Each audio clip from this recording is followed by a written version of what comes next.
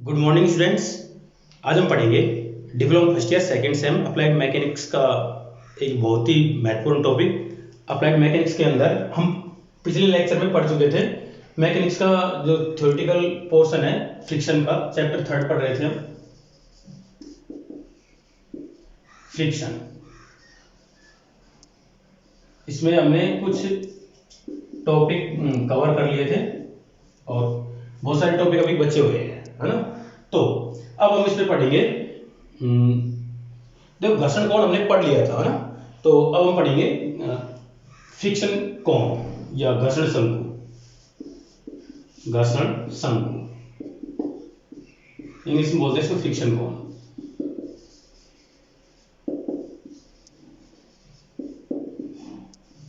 देखो क्या होता है, जब दो बॉडी एक दूसरे के ऊपर संपर्क में आते हैं तो ऊपर की बॉडी नीचे की बॉडी के ऊपर एक तरह से एक फ्रिक्शन लगाएगी। तो जो फ्रिक्शन कोण हो, फ्रिक्शन एंगल होता है, अगर देखो इस तरह से ये कोई नीचे वाली सरफेस वाली बॉडी है, इसके ऊपर एक दूसरी बॉडी है जो इस तरह से है ना। तो यहां पर जब ये किसी एक दिशा में गति करेगी तो यहां पर एक एंगल बनेगा। तो ये एंगल कुछ इस तरह से बनेगा, ठीक है। किसके साथ बनेगा? ये इसके इस अक्ष के साथ ये एंगल बनेगा, जो नीचे की ओर W लगेगा और यहां पर R लगेगा, ठीक है। तो ये जो बनेगा ये कोण, इसको नाम दिया गया है फाई, ठीक है। तो अगर हम इसको इस तरह से बढ़ा दें, इसको इस तरह से बढ़ा दें, बढ़ाकर एक शंकु बना दें इसको इस तरह से, तो ये जो बनने वाला जो शंकु होगा इसको बोलेंगे घर्षण शंकु। तो इसमें ध्यान देने वाली बात यह है कि यहां पर जो एंगल होगा, यहां पर जो घर्षण कोण है ये किसके बराबर होगा? इसके जो शंकु है इसके आधे कोण के बराबर होगा। तो यहां पर एक तरह से देखा जाए तो मैं इसको यहां पर जो फाई कोण है ये होगा इसके लैम्डा के बराबर, क्योंकि लैम्डा क्या होता है? इस शंकु का आधा कोण है ना। तो यहां पर लिख सकते हैं शंकु का अर्ध कोण, शंकु का अर्ध कोण, ठीक है। फाई और यहां लैम्डा दोनों बराबर होंगे। और यहां पर इसकी जो रेडियस होगी वो रेडियस डिपेंड करता है ऊपर वाली बॉडी के ऊपर। तो ये कोण किस किसके बीच में बनता है? ध्यान रखें, यहां पर जो नॉर्मल रिएक्शन R है और इसके साथ ये जो रेडियस है उसको इस पॉइंट से मिलाने वाले जो O बिंदु है इसके साथ में जो दोनों रेखाएं के बीच में जो कोण बनेगा उनके साथ में ये कोण बनता है, ठीक है। तो बस इसमें वैसे एग्जाम में इसके बारे में कुछ आता नहीं है, लेकिन आपके सिलेबस में टॉपिक दे रखा था इसलिए ये थोड़ा सा मैंने समझा दिया है ना। तो हमारा जो मेन टॉपिक है वो आगे चलते हैं हम। हमारा नेक्स्ट टॉपिक है एंगल ऑफ रिपोज।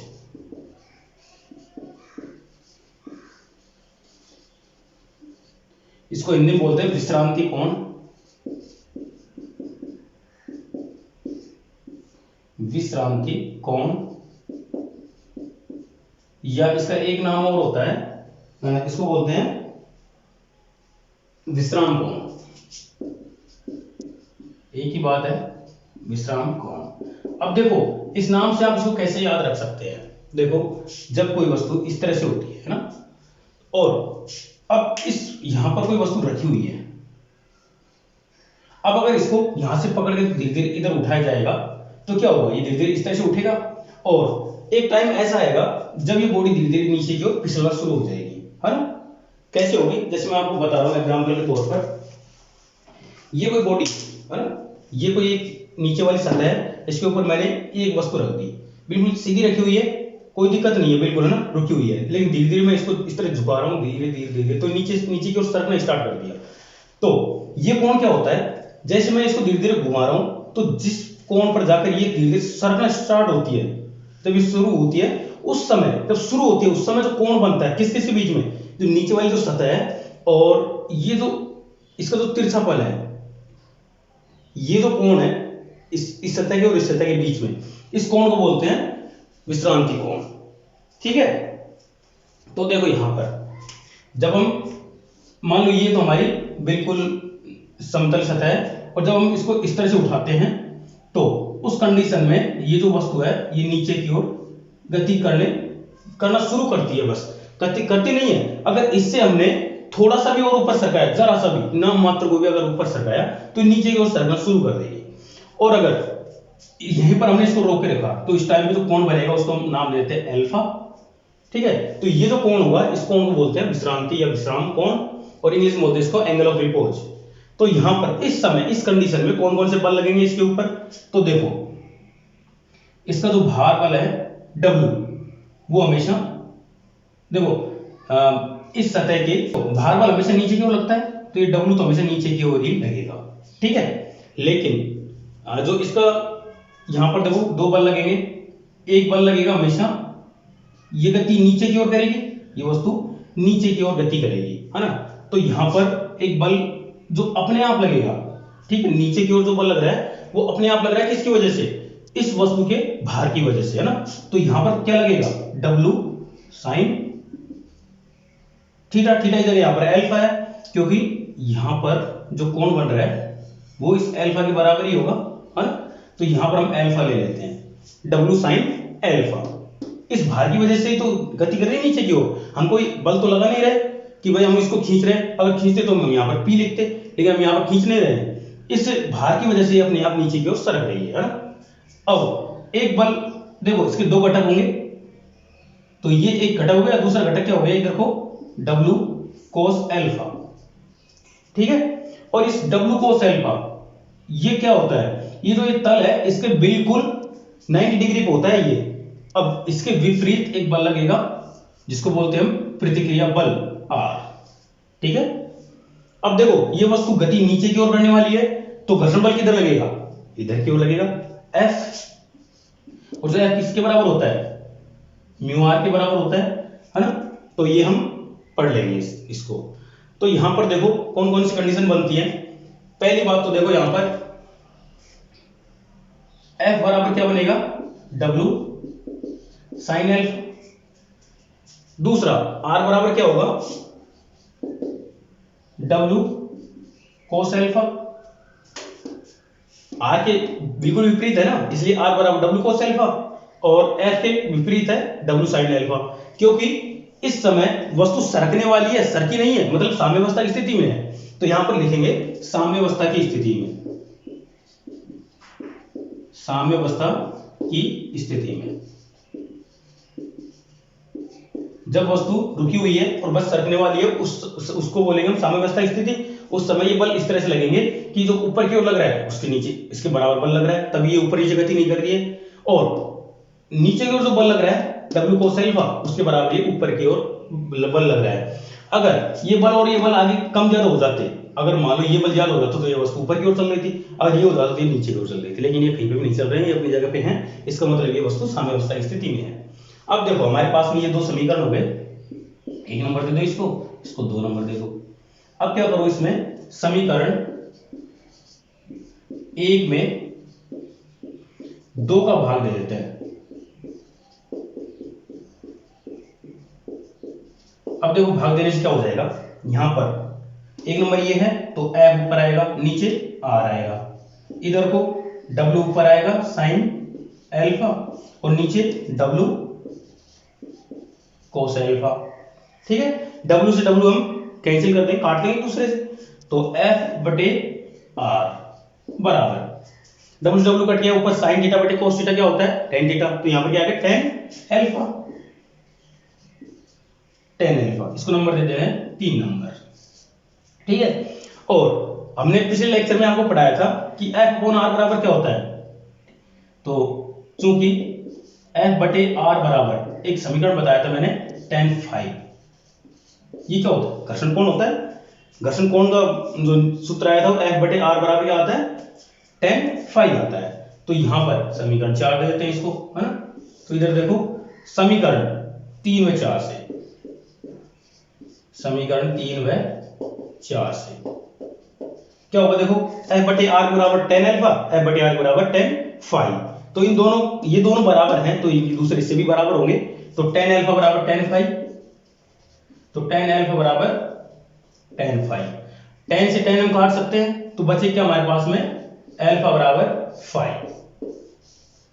इस चीज से क्या समझ में आया, इस चीज से हमें ये समझ में आया कि यहां पर जो विश्रांति कोण है वो घर्षण कोण के बराबर होता है। ठीक है, मतलब अगर हम इस सतह को कितना उठाएं, अगर हम इस सतह को घर्षण कोण के बराबर उठा देंगे तब तक वस्तु अपनी जगह पर रुकी रहेगी, और जैसे इसको बढ़ाएंगे और थोड़ा ज्यादा बढ़ाएंगे, तो विश्राम कोण को हम घर्षण कोण से थोड़ा सा ज्यादा बढ़ाएंगे तो ये वस्तु नीचे की ओर गति करने लगेगी। ठीक है, तो ये हमारा टॉपिक था विश्राम कोण। अब नेक्स्ट टॉपिक की तरफ चलते हैं, नत तल पर साम्यावस्था हमारा नया टॉपिक है। अगला, नत तल मतलब झुके हुए तल पर वस्तु साम्यावस्था स्थिति में कैसे, कब रहेगी, कैसे रहेगी, तो इसकी बहुत सारी कंडीशन है। कैसे कंडीशन बनेगी ये देखो, ये कोई समतल है, उसके ऊपर ये कोई झुका हुआ तल है, इसके साथ में ये कौन है, अल्फा। अब यहां पर कोई वस्तु है, हो सकता है ये नीचे की ओर गति कर रही हो सकता है ये ऊपर की ओर गति कर रही हो। दो ही कंडीशन बनेगी, या तो इधर की ओर गति करेगी या ऊपर की ओर। जब ये नीचे की ओर गति करेगी उस समय यहां पर क्या कंडीशन होगी, और जब ये ऊपर की ओर गति करेगी तब ये क्या कंडीशन होगी, है ना। तो इसके लिए हम पहली कंडीशन लेते हैं, जब वस्तु नीचे की ओर गति करती है, ठीक है, ये हमारी पहली कंडीशन है। तो यहां पर इस पहली कंडीशन में हमें निकालना होगा कि यहां पर, एक मिनट देखो, मान लो ये वो जो वस्तु है इसका भार है नीचे की ओर W, ठीक है।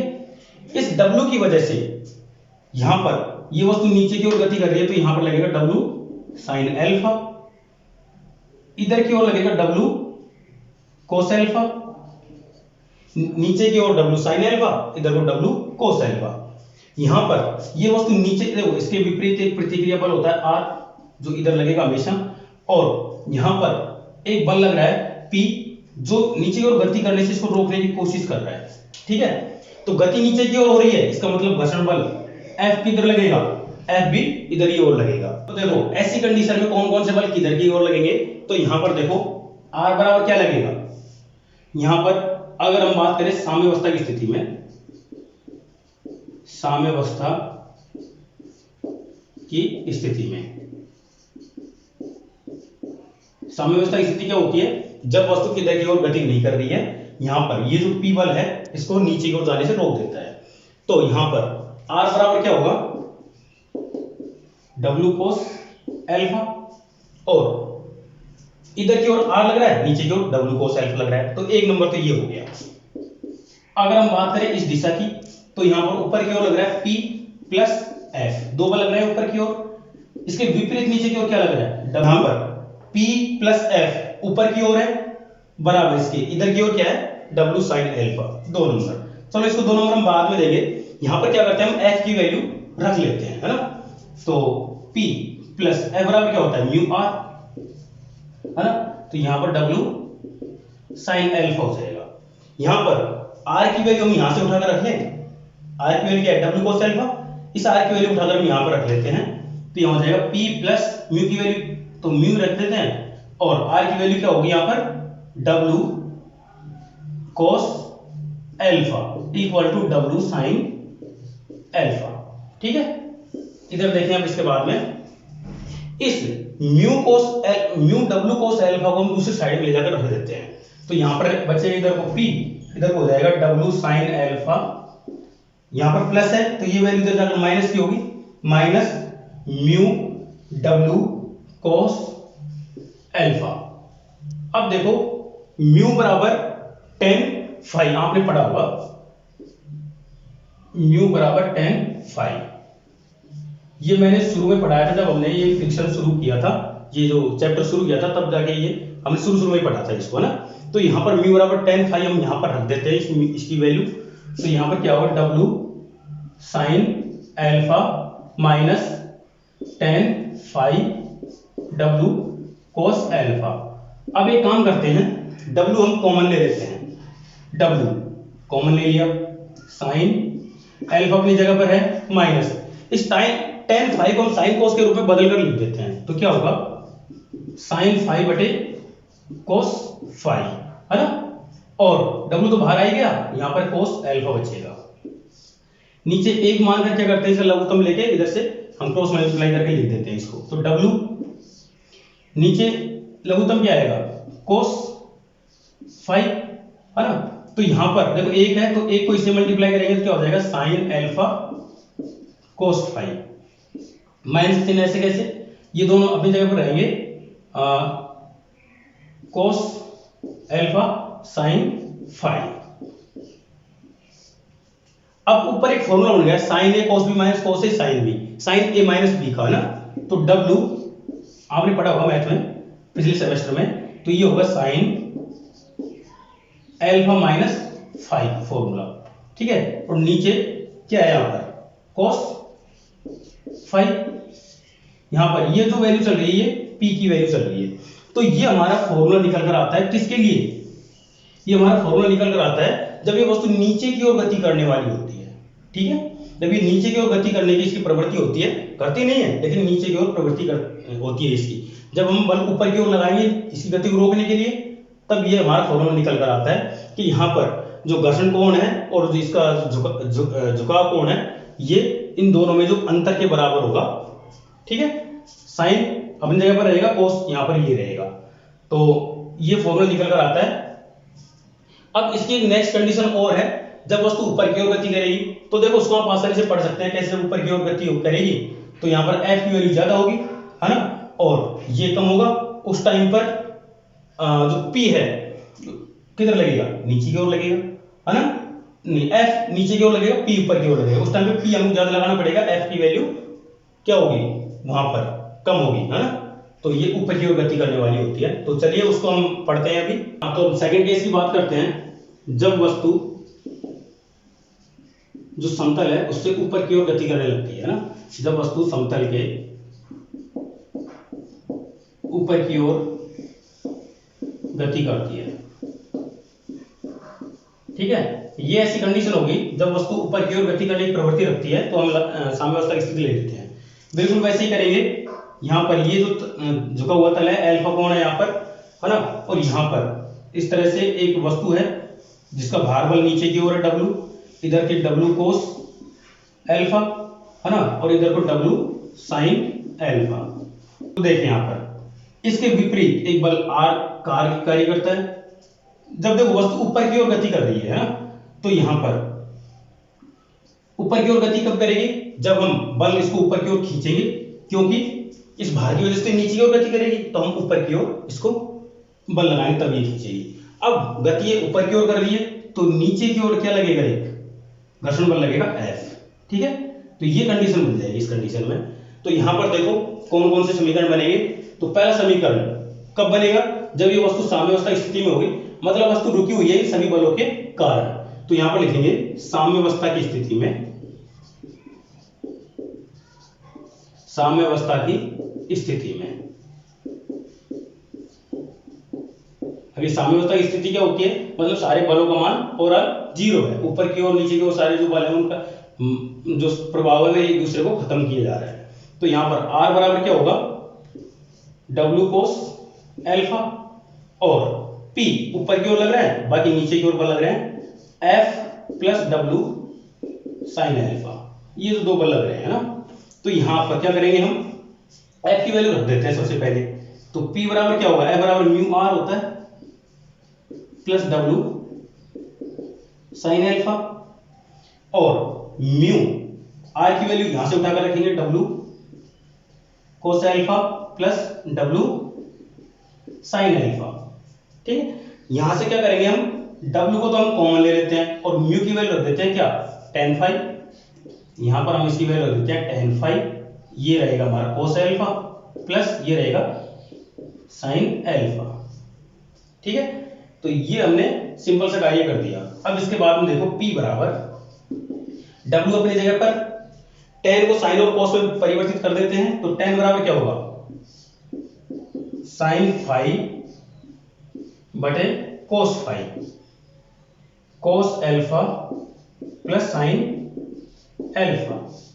इसके नीचे 1 मानकर हम उसी तरह से लघुत्तम ले लेते हैं, लघुत्तम लेकर हम इसको हल करते हैं। तो क्या होगा W, देखो यहां पर ये अगर मल्टीप्लाई हो जाएगा तो साइन 5 अपनी जगह पर रहेगा और नीचे लघुत्तम आ जाएगा cos 5, यहां पर cos अल्फा प्लस ये इधर जाकर मल्टीप्लाई हो जाएगा तो यहां पर क्या हो जाएगा cos 5 और sin अल्फा। तो फॉर्मूला क्या बन गया, sin a cos b plus cos a sin b। ये फॉर्मूला कैसा होता है, ये होता है sin a प्लस b का। तो यहां पर ये जो w अपनी जगह पर रहेगा और यहां पर ये फॉर्मूला बन गया sin अल्फा प्लस 5, है ना, दोनों जुड़ जाएंगे और नीचे cos 5 यहां पर रहेगा। तो ये जो क्या आया, ये एक ऐसा बल आया है जो वस्तु को ऊपर की ओर गति करने के लिए इतना बल लगाना पड़ेगा, तब जाकर ये वस्तु साम्यावस्था स्थिति में आएगी। जब इससे ज्यादा बल लगेगा तब जाकर वस्तु गति करने लगेगी एक झुके हुए तल पर। तो देखो ये मैं आपको बता देता हूं ये कैसे लगेगा ये बल। देखो ये कोई झुका हुआ तल है ना, तो इस तरह से है, इस तरह से है, तो इसका जो भार है इसको नीचे की ओर सरकाते जा रहा है ना, देखो नीचे की ओर, जैसे मैं इसको करता हूं ये नीचे की ओर सरक रहा है। अब घर्षण बल देखो नीचे की ओर सरक रहा है तो घर्षण बल ऊपर की ओर लगेगा, लेकिन अगर मैं इसको यहां से बल लगा रहा हूं ऊपर की ओर तो घर्षण बल पीछे की ओर लगेगा, है ना। तो यहां पर मैं ऊपर की ओर जो बल लगा रहा हूं वो P का मान इस फॉर्मूले से निकलेगा, ठीक है। तो ये हमारा आज का टॉपिक था। अगले लेक्चर में हम इससे आगे पढ़ेंगे। ये लेक्चर का वैसे काफी बड़ा हो गया है, अपलोड करने में काफी दिक्कत होती है। अगर आपको कहीं पे कोई दिक्कत आए तो मुझे पर्सनल मैसेज कर सकते हैं व्हाट्सएप पर जाकर, मैं आपको फिर से समझा दूंगा, है ना। कोई दिक्कत आए तो आप बेझिझक क्वेश्चन करिए, कोई दिक्कत नहीं है। इस पैंडेमिक की वजह से हमें काफी दिक्कत हो रही है पढ़ने में, ऑफलाइन हम काफी अच्छे तरीके से पढ़ते थे, लेकिन ये जो समस्या है इसकी वजह से हमको इस तरह से पढ़ना पड़ रहा है। तो अगर आपको कोई दिक्कत आए तो आप मुझे कॉल भी कर सकते हैं और आप मुझे मैसेज भी कर सकते हैं, ठीक है। Thank you.